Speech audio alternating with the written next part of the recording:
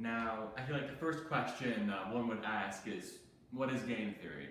Now, for the most simple definition of what game theory is that it's the study of interactions between people while mainly looking at the possible outcomes and what incentives they have. So, my first little foray into game theory would be the prisoner's dilemma. So what the prisoner's dilemma is these two bank robbers get caught with illegal firearms. Now, the police cannot prove that they're the bank robbers as they have no solid evidence that they were the bank robbers, but they are carrying illegal firearms. So they separate these two prisoners into different interrogation cells, and they gave each one of them the same deal. This is confess or to stay quiet. Now, if one confesses and one stays quiet, the one who confesses goes free and the other one who stays quiet gets 6 years in prison. But if both of them confess, they would both get 4 years in prison. And if both of them stay quiet, the police can only get them on the illegal firearms charge, so they only get 1 year in prison.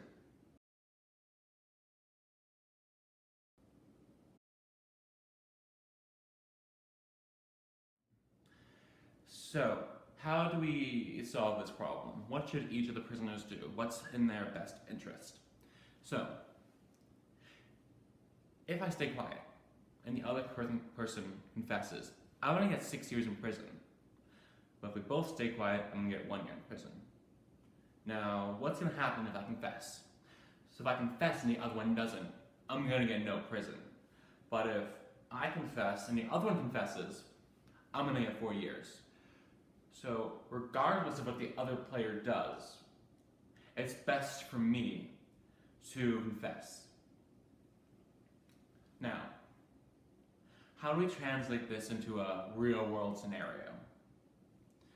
Take an example of the Cold War. So in the Cold War, the Soviet Union and the US basically had these massive nuclear missiles pointed at each other the entire time, and trying to make a decision whether to launch the missiles or not. So, in this situation, if one person launches the missiles and the other one doesn't, the one who didn't launch the missiles is going to get toasted. But if they both launch the missiles at each other, the world goes into an entire nuclear Armageddon and everybody dies. Well, most people die. But if no one shoots missiles at each other, everyone stays alive and the Cold War keeps going on. So, this seems a little different from the regular prisoner's dilemma. This is when we introduce something called the repeated prisoner's dilemma. So the repeated prisoner's dilemma, instead of trying to win one round, which confessing is the best option, which you're competing with the other player, you're trying to get the most possible outcome, or the best possible outcomes over time. Now this is slightly counterintuitive, because in this situation, you want to cooperate with the other player, and both of you should stay quiet. This is because if one of you confesses, the next time the game happens, you can see that the other player confessed the last round. So you're probably going to want to confess so that you don't get 6 years in prison. This makes it so the best thing that each player can do is stay quiet. Now, this directly translates into the Cold War, because instead of just getting 1 year in prison, you're actually avoiding a nuclear war. And so by not launching your warheads, you're going to be in a better position. Now, in the early 1980s, there was an idea called limited nuclear war. Now, the difference between conventional nuclear war, where you shoot all your missiles at the opponent, you only shoot some of them against selected targets. Now, the rationale behind this was that if you only shot a limited attack, it would only retaliate with a limited attack. And because the US had a lot more assets and sort of targets that the Soviets could shoot down, we could win over time with a limited nuclear war. Now, the basis of this is that they'd only retaliate limitedly. Now, I don't believe that this would be something that we could logically expect. This is because if I launched my missiles at the opponent, and it was limited, and they knew this, it's highly likely that if they did not shoot back, they would have a much more limited capability to continue the Cold War. Now, they don't want this. So, what would they get if they had a limited retaliation on me? Well, they'd probably be able to expect a limited attack back. And this would go on until most of each country's resources have just been totally destroyed. Now, if I knew this, I wouldn't want to do a limited attack then. So then the best option, or the best response for a limited attack, would be a full attack. Because I would either be damaged and the other country would continue on with not doing a full attack, or I could attempt to win the Cold War then and just blow them up, hopefully before they can retaliate with another limited attack or a full attack. So, by that logic, one can assume that trying to engage in a limited nuclear war would only really lead to a full-scale nuclear war or destruction of your own country, which is a very bad idea. Now there's a sort of another way to approach game theory, and this is with branching trees, which is exactly what it sounds like.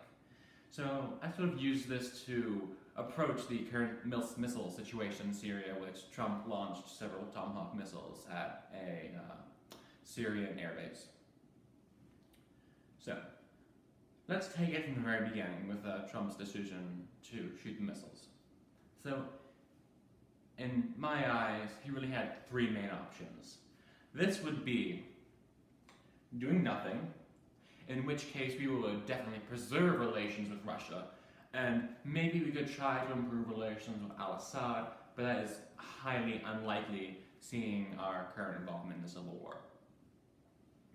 Another option is to have a limited attack, sort of a slap on the wrist, saying, we're watching, we're going to encourage you not to do this again. And the third option is just to invade Syria, which would basically end in the unilateral destruction of the country. Now, let's go down this path real quick. So, what would al-Assad's response be? Now, he could do two main things. One, which would be to abdicate, really end the war before it begins, or he could fight on. Now, if he abdicates, he would have a chance to sort of live in exile, probably in Russia, where he would basically lose everything except for whatever he could store in his pockets when he was leaving Syria. Or he could fight on, which would then give him a small chance to kind of keep hold of his country. Now, what are Putin's responses? His responses either could be to back down, which would be very bad for him, as he would both lose face locally within his country and look weak, and internationally. This would be extremely bad for him, because he would also lose the sort of puppet government he has going on in Syria right now. Or he could intervene. Now, the result of this would be a worsening of the Syrian civil war. And because you have two pretty technologically and well-trained militaries going at it within a country that's been in a civil war for the past about 5 years, most of Syria's, well, whatever's still standing in its infrastructure would probably be destroyed. And there wouldn't really be much of a country to go back to. So that level of intervention in Syria would look very, very bad, would reflect very poorly on the US. So we definitely should not do that. So going down the limited attack on Syria slash slap on the wrist approach. So we have two options. Well, further from that. That would be to warn Russia about it. Sort of make sure they get any assets out of the way so that they don't lose anything, so that our relationship with Russia doesn't worsen, and so that they don't have a casus belli to retaliate on us. Now, if we don't warn them, then we can expect a few possible things. Russia would either condemn the attack, which would sort of make Putin look weak for not retaliating. You would have a limited war zone in Syria. So what this would probably end up being is sort of what happened in the Falkland Islands in the 80s with the British and Argentinians kind of going at it in a very limited area and not actually entering the full-scale war. Now, he could also escalate it by retaliating. Now, this would lead to Trump's turn. Now, he could back down, which would then make him look weak, which totally defeats the purpose of launching missiles at Syria in the first place. Or he could escalate and retaliate.